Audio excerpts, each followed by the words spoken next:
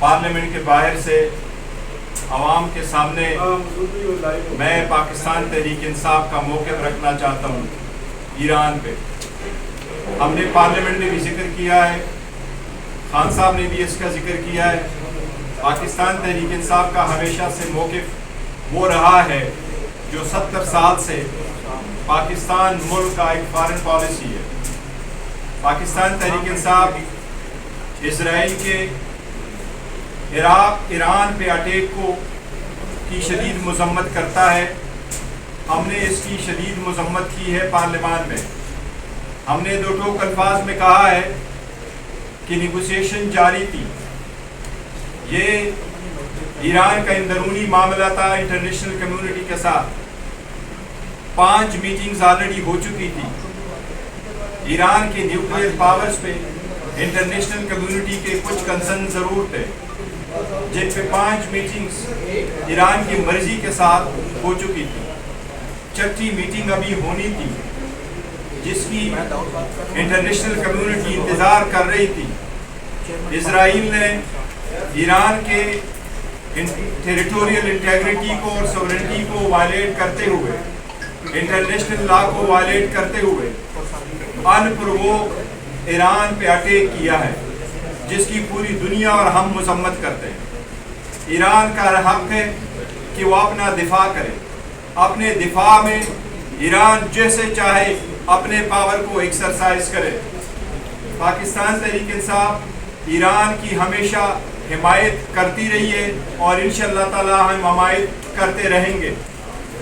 ہم international community سے یہ درخواست کریں گے، مسلم دنیا سے درخواست کریں گے کہ آپ UN سیکیورٹی کونسل کی انٹرونشن کریں، آپ OIC کانفرنس بلائیں، آپ عرب لیگ کی کانفرنس بلائیں، اس کے اسکیلیشن کو روکیں اور جتنی جلدی ہو سکتا ہے اس کی سیز فائر کرائیں۔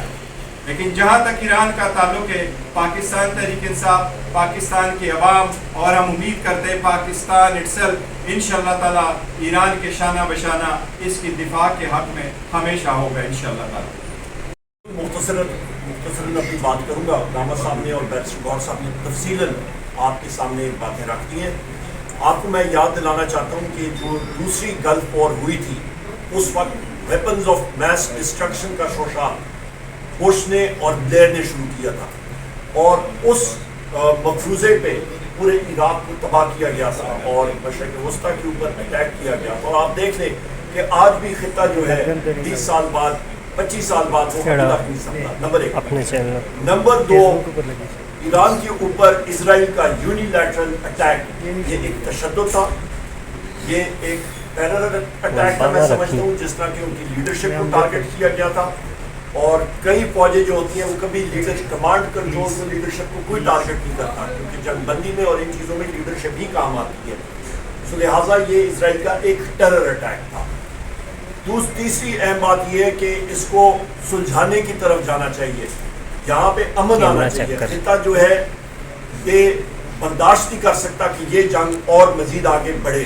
میں مختصراً آپ کو ایک بات پھر وزیر اعظم عمران خان صاحب کہتے ہیں کہ آپ ایک چیز دہراتے ہیں تو ان لوگوں کے ذہن میں آتی ہے۔ آپ کو میں کئی فگرز بتا دیتا ہوں۔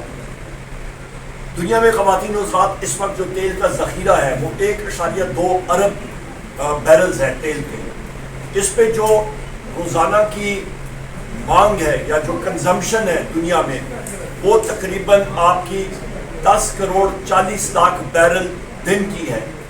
جو آپ کی پیداوار ہے تیل کی، وہ تقریباً آپ کی 8 crore 20 lakh barrel per day ہے۔ اس میں ایران کا حصہ 35 سے 40 لاکھ بیرل پر ڈے ہے۔ اور جو آپ کو میں نے کنزمپشن اور ٹوٹل ذخیرے کی ویلیو بتائی ہے، تو دنیا میں خدا نہ خواستہ کچھ ہوتا ہے تو تیل کا جو ریزرو یا ذخیرہ ہے وہ آپ کا 12 دن سے زیادہ نہیں ہے۔ پاکستان کے حوالے سے ہم نے منسٹر فائنینس، سیکرٹری فائنینس اور پیٹرولیم کے لوگوں سے پوچھا، انہوں نے کوئی خاطر خواہ ہمیں جواب نہیں دیا۔ انہوں نے کہا جی ہم سوچ رہے ہیں، ہم دیکھ رہے ہیں، ہم لوگ متبادل رستے دیکھ رہے ہیں۔ تو متبادل رستہ مجھے دکھا دیں۔ خدا نہ خواستہ اسٹریٹ آف ہارموز بند ہو جاتا ہے تو ہم لوگ درہ بروغل سے تاجکستان سے کیا تیل یہاں پہ لائیں گے، یا پھر انڈیا کے ساتھ تو آنے سے رہے، اور ہندوستان بھی جو ہے وہ اس کا بھی تیل ادھر سے ہی آئے گا، جاپان تک سارا تیل تو ادھر سے آتا ہے مشرق وسطیٰ سے۔ سو لہٰذا یہ چیز بھی ختم ہو جاتی ہے. اور یہ بھی ذہن میں رکھیں کہ آپ کا سعودی عرب کا جو دہران اور دمام اور یہ ایریاز ہیں جو ایسٹرن سی بورڈ ہے، سب سے بڑے دنیا کے آئل ویلز وہاں پہ موجود ہیں. تو ان کی آمد و رفت آپ کی یو اے کی، آپ کی کویت کی، آپ کی عراق کی، آپ کی ایران کی، یہ جتنے تیل پروڈیوسنگ کنٹریز ہیں، بحرین ہو گیا، قطر ہو گیا، وہ سارے کے سارے یہاں سے نکل نہیں سکیں گے. نہ صرف تیل بلکہ گیس بھی، LNG جو ہے، ساری سپلائی چین ٹوٹ جائے گی اور دنیا کی معیشت اس کو بہت بڑا کڑا ضرر لگے گا. آخری بات یہاں پہ میں کروں کہ ہماری فائنینس کمیٹی میں ہم نے ایک چیز اٹھائی کہ وہ دکھا رہی تھی یہ انسٹالڈ گورنمنٹ کے جی ہم لوگ ماڈلنگ کے ذریعے، عالمی بینک نے اور باقی اداروں نے ہمارے ساتھ ماڈلنگ کی ہے اور آپ کا اسٹیٹسٹیکل اور فائنینشیل ماڈلز ہیں کہ معیشت جو ہے کس طرح بڑھے گی. آج ہم نے کل بڑے زور لگایا اور ہم نے کہا کہ ان ایکسپرٹس کے سامنے ہمیں بٹھایا جائے کیونکہ ہم بھی تھوڑا بہت جانتے ہیں فائنینس کے حوالے سے. آج 9 بجے ہمارے پاکستان تحریک انصاف کے ساتھی MNAs 6-7 ہم لوگ تھے اور ورلڈ بینک کی ٹیم تھی اور منسٹری آف کامرس کی تھی. یہاں پہ یہ میں کہتا چلوں کہ ایکسپرٹس کو تو جو آپ سوال دیں گے وہ جواب دے دیں گے. لب لباب جس وقت ہم نے اس ماڈلز کا پوچھا تو کہتے ہوتے ہیں جس کے اوپر حکومت یا یہ انسٹالڈ رجیم اپنا سارا انحصار کر رہی تھی کہ جی گروتھ آپ کی ایکسپورٹس بڑھیں گی، آپ کی معیشت کیسے بڑھے گی. کہتے ہیں کہ کھودا پہاڑ نکلا چوہا. اس ماڈل میں جو فلاز ہیں، جو خرابی ہیں، وہ یہ ہے کہ نمبر 1 وہ سٹیٹک ماڈل ہے، ساکن ماڈل ہے نمبر 1. نمبر 2 وہ بنیاد کہاں سے ڈیٹا لے رہا ہے؟ وہ پاکستان بیورو آف اسٹیٹسٹکس سے. بھائی ہم لوگ تو پہلے کہہ رہے ہیں کہ پاکستان بیورو آف اسٹیٹسٹکس خچروں کی تعداد دکھا رہا ہے کہ اس میں کوئی اضافہ نہیں ہوا. گدوں کی تعداد میں 1 لاکھ اضافہ، مال مویشی ڈنگروں کی تعداد میں 36 لاکھ اضافہ، آپ کی کپاس کی فیل، چاول، آپ کا گنا، آپ کا ویٹ جو ہے ساری کی ساری فصلیں فیل، آپ کا لیبر فورس سروے نہیں ہوا. تو وہ ڈیٹا جو بیورو آف اسٹیٹسٹکس کا ہے وہ تو آغاز ہی یہیں سے، شروعات ہی اس کی فالٹی ہے. اور جو بین الاقوامی ایجنسیز بھی وہ ڈیٹا اٹھاتی ہیں اس کی بنیاد پاکستان بیورو آف اسٹیٹسٹکس کا ڈیٹا ہے جو خود ہی فالٹی ہے. تو آپ ایک چیز کہتے ہوتے ہیں گاربیج ان گاربیج آؤٹ. آپ ایک سوال، ایک سسٹم، ایک آپ کا زنگ آلودہ سسٹم یا مشین ہے، اس پہ کوئی چیز آپ ڈالیں گے تو آپ کو رزلٹ بھی ٹھیک نہیں آئے گا. سو لب لباب یہ ہے کہ جو اس وقت حکومت یا پھر یہ امپورٹڈ رجیم کہہ رہی ہے کہ جی ہماری ایکسپورٹس گرو کریں گی، کہاں سے کریں گی؟ وہ پولیٹیکل کنسیڈریشن ہی نہیں انہوں نے ڈالا. ٹیرف سٹرکچر وہ کہتے ہیں جی امریکہ میں ہماری ٹیکسٹائلز کی ایکسپورٹس بڑھ جائیں گی.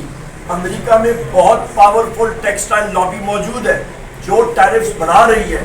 وہ نہیں الاؤ کر رہے کہ آپ کے ڈیولپنگ کنٹری سے ٹیکسٹائلز وہاں پہ آئیں. وہ تو ٹیرف بڑھانے کے چکر میں ہے. تو یہ کیسے لے کے جائیں گے؟ وہاں پہ پبلک ایکشن کمیٹیز اس کو کہتے ہیں، پیکس اور سپر پیکس، ان کی بہت سخت لابیز ہوتی ہیں. تو ان کے لب لباب یہ ہے کہ انہوں نے جو ماڈلز اور جو مفروضوں پہ یہ ساری بات کر رہے ہیں، بات وہی ہے کہ یہ ٹوٹل ایک آپ شو بازی سمجھ لیں، یہ ٹوٹل الفاظ کا ہیر پھیری ہے. اور آخر میں یہ کہوں گا کہ جو ہم لوگ کہتے رہے ہیں کہ یہ بجٹ جو ہے یہ ڈیڈ آن ارائیول بجٹ ہے.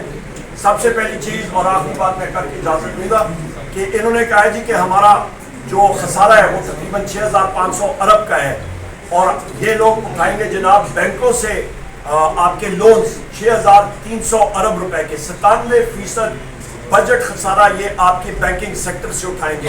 تو پیچھے رہتا کیا ہے؟ پیچھے آپ کے پاس گروتھ کے لیے آپ کو انڈسٹری یا زراعت کو بڑھانے کے لیے